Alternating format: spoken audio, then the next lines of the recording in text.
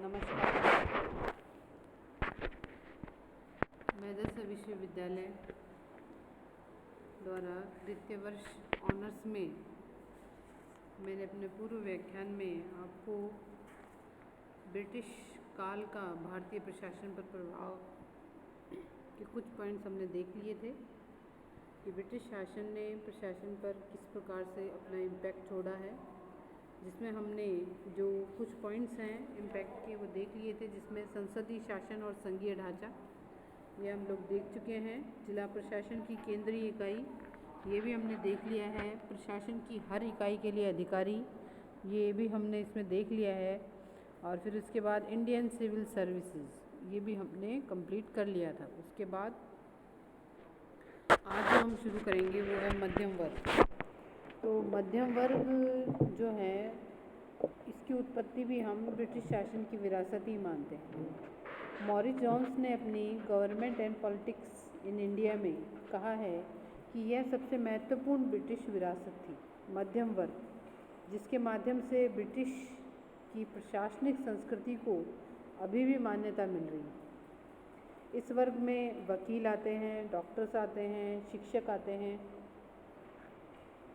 और कुछ व्यावसायिक जो हैं वो भी इसमें शामिल हैं, जो ब्रिटेन में या भारत में अंग्रेजी माध्यम की संस्थानों से शिक्षित हुए हैं। यह वर्ग समाज में अपनी परिस्थिति बनाए रखने के लिए ब्रिटिश प्रशासनिक विरासतों को बनाए रखता है। ब्रिटिश न्याय पद्धति को बनाए रखने का श्रेय हमारे वकीलों को ही जाता है। मतलब जो मध्यम वर्ग हम लोग देखते हैं सोसाइटी में, इस मध्यम वर्ग की उत्पत्ति का जो श्रेय है वो भी ब्रिटिश शासन को ही जाता है। जैसा कि मॉरिस जोन्स का ये कहना है कि जो हम मध्य परिवार की जो मान्यताएं हैं, जो विचार हैं, जो अंग्रेजी शिक्षण संस्थाओं से जो बच्चे शिक्षित हुए हैं, वो इस मध्यम वर्गीय मानसिकता से ग्रसित होते हैं। और ये मध्यम वर्ग जो है इसका उदय हमें ब्रिटिश विरासत के रूप में ही प्राप्त हुआ है। फिर हम इसके बाद बात करें नौकरशाही की, तो नौकरशाही जो हमने देखी है कि भारतीय सेवाओं पर ब्रिटिश प्रभाव सबसे अधिक जो दिखाई देता है वो नौकरशाहों पे दिखाई देता है। प्रतियोगी परीक्षा में शहरी शिक्षा आधारित योग्यता परीक्षा के कारण उच्च सेवाओं में सामान्यक नगरीय अंग्रेजी माध्यम से शिक्षा प्राप्त जनसाधारण से दूर रहने वाले हैं। मतलब यहाँ पे उच्च सेवाओं में जितने अधिकारी हैं तो उन्हें ये मान लें कि हम लोग कि इंग्लिश मीडियम के पढ़े हुए हैं, और जो जनसाधारण है, आम जनता जो है, उनसे वो उनकी परेशानियों से बिल्कुल दूर हैं।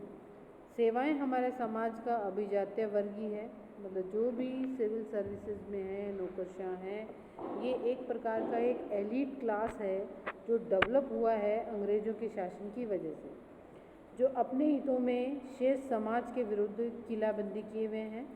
सेवाओं के भीतर अखिल भारतीय सेवाएं, राज्य सेवाएं, अधीनस्थ सेवाएं आदि वर्ग भी ब्रिटिश देन ही हैं।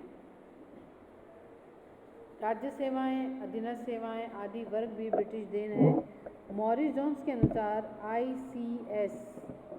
आईसीएस की जो एग्ज़ाम होते हैं वो सत्ता का भंडार था, और आज आईएएस उससे बहुत कम नहीं है। मतलब आईसीएस जो पहले एग्ज़ाम हुआ करता था वो तो सत्ता का भंडार था ही, पर अब उसको आईएएस कर दिया गया है, इंडियन एडमिनिस्ट्रेटिव सर्विस। ये भी उससे कोई कम नहीं है। ब्रिटिश प्रशासन लोक सेवक की बजाय शासन और सत्ता का सेवक था, और आज़ादी के बाद भी वह जनसेवक नहीं बन पाया है। सेवाओं की रचना, आचार संहिता, प्रकृति, कार्यकलाप आज भी वैसे ही हैं जैसे कि ब्रिटिश काल में हुआ करते थे। जो सुख सुविधाएं पहले दी जाती थी वही सुख सुविधाएं आज भी लोक सेवकों को दी जाती हैं। फिर हम बात करें नंबर 7, स्वतंत्र भारत में न्याय प्रशासन और कानून शासन की अवधारणा में महत्वपूर्ण ब्रिटिश विरासत। जिस प्रकार से इंग्लैंड में कानून का शासन है और जिस प्रकार के न्यायिक ढांचे की रचना की गई है वैसा ही कुछ हमने उसको कॉपी करते हुए या उन्होंने जो यहाँ स्थापित किया उसको हमने बनाए रखा है। तो यह भी एक विरासत है। फिर हम आते हैं कार्यशैली। मुगल काल तक शासन की कार्यशैली प्राय अनौपचारिक रही। ब्रिटिश शासन में उच्च अधिकारी अंग्रेज थे और अधीनस्थ स्तरों के कर्मचारियों पर उनका अविश्वास था। इसी कारण उनके लिए एक औपचारिक और लिखित कार्यप्रणाली, आचार संहिता, परस्पर संबंधों की व्यवस्था, फाइल और निर्णय की पद्धति आदि निर्धारित की। इससे प्रशासन में साहब संस्कृति और बाबू संस्कृति का विकास हुआ। देखिए मैंने यहाँ दो चीज़ें लिखी हैं, साहब संस्कृति और दूसरी लिखी है बाबू संस्कृति। इन दोनों का विकास हमें ब्रिटिश शासन काल से ही हमें प्राप्त हुआ है, जो आज भी है। प्रशासनिक कार्यालय की रचना, आगंतुकों का स्वागत, प्रशासन की जन सामान्य से अलगाव की भावना आदि सभी ब्रिटिश काल से ही चले आ रहे हैं। फिर हम आते हैं स्थानीय सरकारों पर। तो स्थानीय सरकारों की अगर हम बात करें तो पंचायत एक संस्था के रूप में प्राचीन काल से ही मजबूती से कार्य कर रही थी। ब्रिटिश शासन ने राजस्व, पुलिस, न्याय आदि के माध्यम से ग्रामीण समाज के पंचायतों को महत्वहीन कर दिया था और ब्रिटिश शासकों ने नगर पालिकाओं तथा पंचायतों को अपने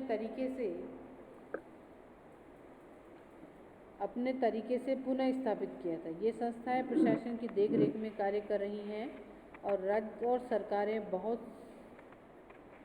सदैव और कंजूसी से इन्हें कार्य सौंप रही हैं। आज भी जो पंचायती राज की संस्थाएं हैं उन्हें पूरी तरीके से अधिकार नहीं दिए गए हैं। अभी भी उनके ऊपर ब्यूरोक्रेट्स को लगाया गया है जो उनके कार्यों को देखेंगे, निरीक्षण करेंगे।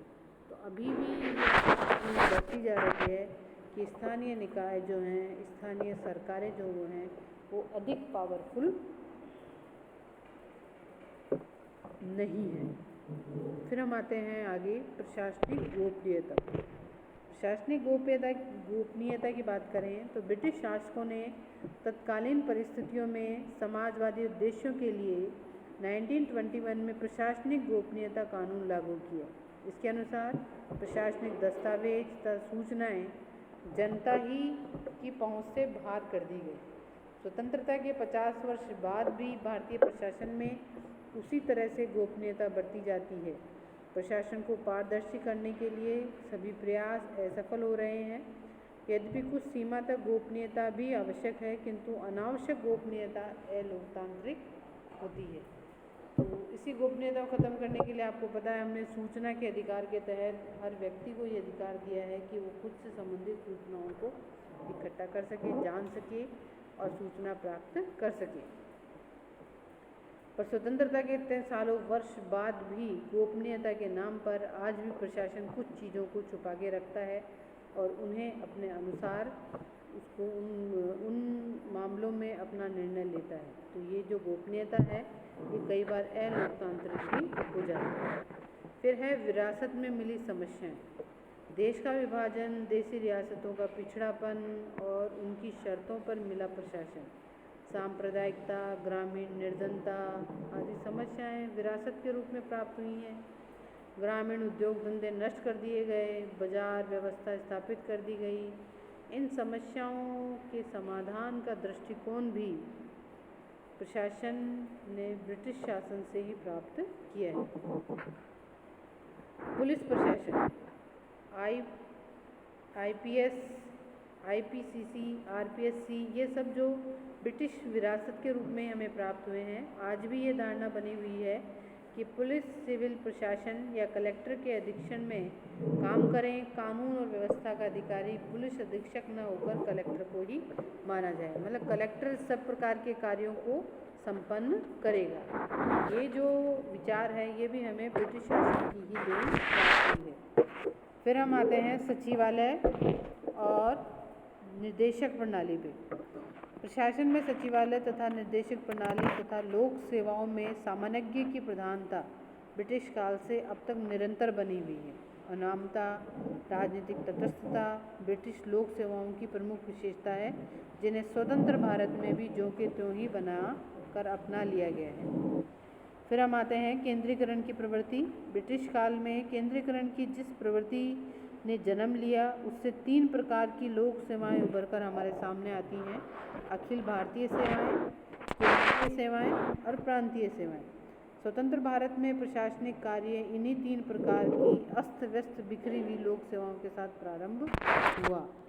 तो कुल मिलाकर हम ये कहा जा सकता है कि भारत में बहुत कुछ ब्रिटिश नमूनों की शासन पद्धति को अपनी परिस्थितियों और आवश्यकताओं के अनुरूप ढालकर तैयार किया गया है। भारतीय प्रशासन का जो मॉडल आज हमारे सामने है, वह एक लंबी विकास यात्रा का परिणाम है और उस पर ब्रिटिशकालीन प्रशासन की स्पष्ट गहरी छाप हमें दिखाई देती है। तो इस प्रकार से हमने देखा कि ब्रिटिश प्रशासन का किस प्रकार से प्रभाव हमें दिखाई देता है।